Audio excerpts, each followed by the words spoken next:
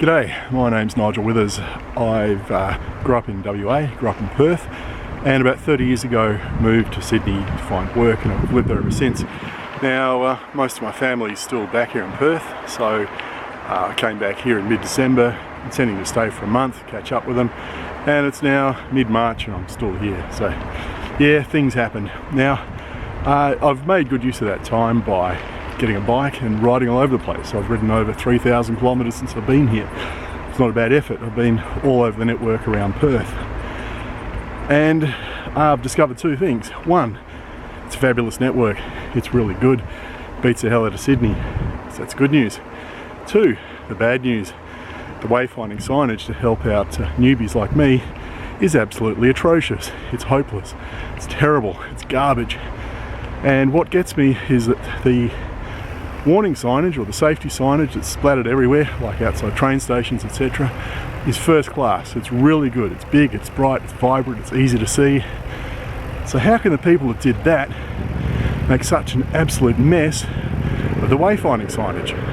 Now, it should be pretty obvious to most people why wayfinding signage is important, but in case you don't know, it's so that people like me, newcomers, immigrants, that's interstate or international, tourists, or people who have never ridden a bike before and decided they're going to get out of their car and try this cycling business, so they can find the paths and find their way around. So yeah, you need this stuff. And look, I'm probably not a bad candidate, haven't been away for so long. Essentially all this is new to me. When I left Perth, the Kwinana freeway finished somewhere around South Street. Going north, it was a little bit north of Karrinyup. The Poly Pipe and the Roe Highway didn't exist. So all this stuff is new. There's a whole new road network. There's all these new suburbs that weren't there when I left. So I'm finding my way around from scratch and getting thoroughly lost. I've spent about 2.5 of the last 3 months getting lost everywhere I've gone. North, south, east and west. And that's simply because the wayfinding is abysmal. But can be fixed.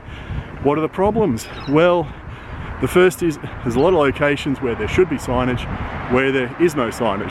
That's you think that's fairly obvious, but and the only way really to work that out is to go and find them. The second thing is a lot of the signage that does exist is really ancient. Like, it's older than I am. It's wrinkly, it's cracked. That's not me, that's, you know, the signage. It's falling to bits, it's rusting, and it's absolutely overdue for replacement.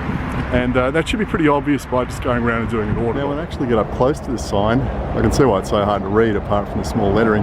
That lettering is really, really faded. It's all the paint's peeling off, it's all cracked and crazed. You know, the whole thing needs to be redone. It's probably a little bit hard to see from here, but you know, it's starting to fade to the point where it's illegible from you know, 10 metres away. Here's another major intersection, and the signage here is just about completely stuffed. So you can see how rusted it is through the middle there. It's really faded, and the distance numbers are pretty much illegible. Provided by Bike West, goodness knows when. And if we come around the corner here, well, just have a look at how bent this sign is. Twisted. Looks like a truck's run over it at some point. But if we get up close and have a look, you can see what the condition of the surface is like. It's all, it's cracking up. If we just zoom out a little bit, you know, fairly hard to read. Come in here. Yeah, okay, provided by Bike West, Department of Transport. Who knows when? Well, okay, Department of Transport, I think you need to come through and replace this lot. And the signage on the flip side's no better either. Now, this is where, and that sign there, that's pretty much in equally garbage condition as well. Now, if we look over here, that sign is, I guess, about 40 metres away. Vehicles, keep off soft grass. So it's easier to read that sign over there from here than to read this signage from spitting distance. Again, over there's a nice sign that says water birds. That's, I guess, 20-25 metres away. Easily readable. This stuff yeah, it's time to take it to the tip. And I'll show you some examples of that. Now, also where that signage exists, a lot of the time it's really badly placed. So you'll come up to an intersection and look, if you're watching this like me, you've probably had a driver's license for decades and you're used to driving around and seeing signage from your car. It's, you know, it's easy to spot, it's large. You can see it in daylight or in the rain. It's got large lettering, it's reflective, and it's well positioned. So, for instance, if you're coming up to the Leach Highway exit, the signage to tell you to take that left-hand lane is not after you're supposed to exit. If you get what I mean, like there's normally like a 2 kilometre warning, a 1 kilometre warning, and then a sign saying get off here. But if that was done on a principal shared path basis, you would be halfway up the slip lane going to Leach Highway and there'd be a sign saying Leach Highway and nothing else. I mean, that's how boneheaded some of the placement is. The other thing is a lot of the signage is put way up in the sky, up with the birds. Now look, that makes sense if you're putting in signage for drivers, because you have to be able to see signage over the top of other cars, other vans, things like that.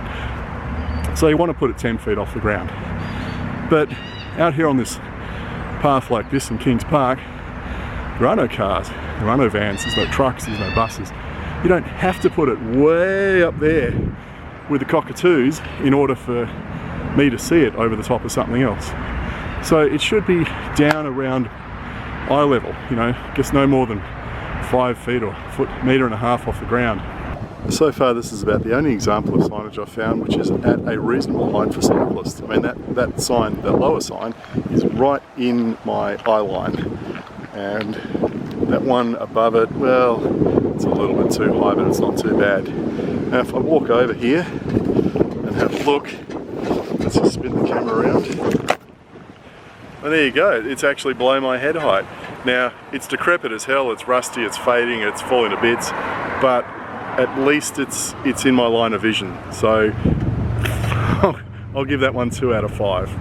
That would certainly help visibility. Now, the other thing, of course, is a lot of the signage is absolutely minuscule. I mean, some of it's beyond a joke.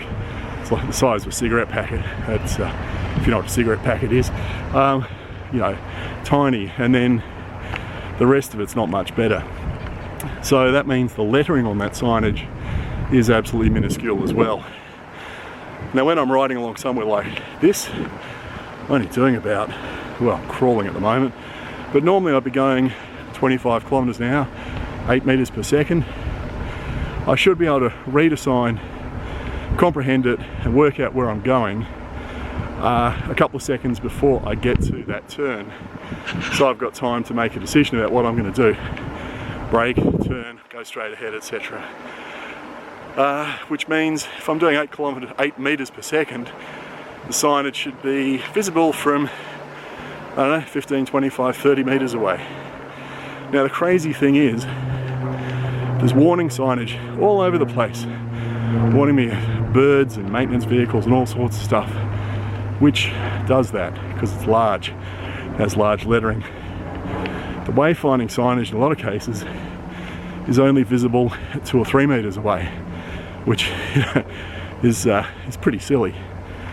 So yeah, the signage that needs replacing definitely needs replacing with something that's much more visible from a much greater distance.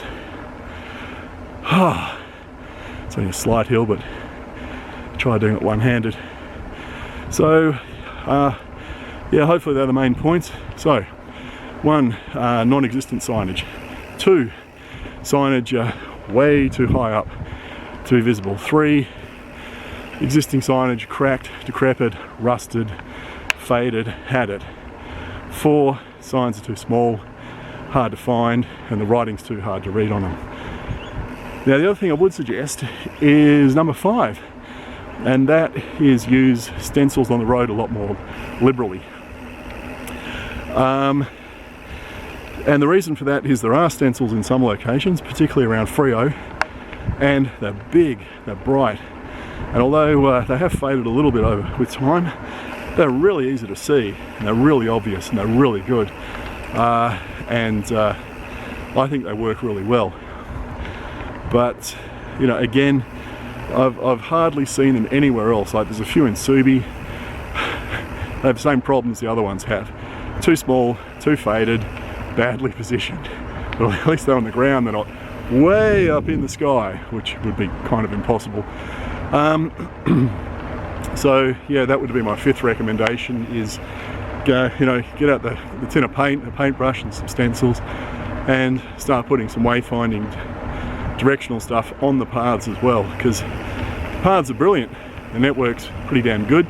I mean, there's some missing links here and there, but you know, that's to be expected. And look, you know, one thing that's a real gripe I've had is trying to wayfind my way across those missing links. I guess that's why I'm making this video, because often, you know, the path just stops, just ceases to be, and provides no clue that a little bit further up the road, the path restarts. Now, look, it's fine that the path, you know, it's going to have missing links. We can't build a network in a day. They're always going to be there, and look, I'm seeing evidence of them being filled in around the place. But, you know, for crying out loud, put in some signage or some symbology on the ground that says, to a newbie like me, when the path ends here, just keep going on the road, and there'll be more path further up, you know, and then you can keep on going. It's infuriating that, you know, in some cases I've had to go and you know, find friends who kind of knew their way around a lot more than I did, for them to come out and show me around and you know, show me how to get across these missing links. Now, when you have to phone a friend to find your way around, you really know the wayfinding is not fit for purpose. So, great network. If you get the wayfinding signage up to the same standard, it'll be 2 thumbs up. Now, I just want to explain what happened here with a very small sign. So as you can see, I'm going along a shared path. This is going out towards Gosnells, and it just suddenly stopped here, dumped me out on the road, and I was wondering where the heck to go, and I just thought, well, 50-50, I'll go this way and see what happened. And then it struck me that I thought I'd seen a sign back there on the pole. So I did a U-turn, went back and took a photo of it, because I was absolutely astonished. And this was all the wayfinding sign that was available at this intersection. So this is an example of the terrible wayfinding signage at a missing link, because, you know, just up the road, the path starts again. If you can see that sign without binoculars, you're doing well. Now, I know from long experience from dealing with the RMS in New South Wales that Austroad standards and guides are the key here. So let's just have a look at them. And Austroad's put out this great guide a couple of years ago on bicycle wayfinding, which I think is really good to use. There's also the cycling aspects of Austroad's guides, which is kind of useful in some areas. The sign defect reporting and sign maintenance is interesting. It's worth reading that paragraph when keeping signage like this in mind. And it's actually got a good appendix at the back, which has lots and lots of stuff on signage and signage design. I think if you follow that document, or those 2 documents, it's hard to go wrong. Part 6A of this document's just come out in February. Unfortunately, all it does is pretty much direct you to this AS thing, and then you've got to pay like $100 to buy it, so that's, you know, not much use. But I think what we want to agree on is we want to get away from signage like this, using a document like this, and get to an endpoint that looks something like that.